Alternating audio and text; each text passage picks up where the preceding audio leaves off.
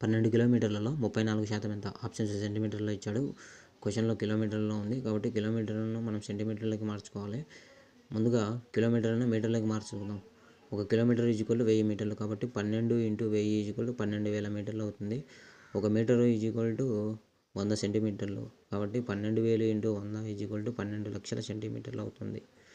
12 లక్షల సెంటీమీటర్లు అవుతుంది. 34% అన్నాడు కాబట్టి 12 లక్షలు ఇంటూ 34/100. 2 సున్నాలు 2 సున్నాలు క్యాన్సిల్ అయిపోతాయి. అంటే 12,000 × 34 మిగులుతుంది. 12,000 × 34 ఎంత అవుతుంది అంటే 4,08,000 సెంటీమీటర్లు అవుతుంది. 4,08,000 సెంటీమీటర్లు అవుతుంది. 4,08,000 సెంటీమీటర్లు ఆప్షన్ 2లో ఉంది కాబట్టి 2 రైట్ ఆన్సర్ అవుతుంది. వీడియో నచ్చితే please like, share, subscribe friends.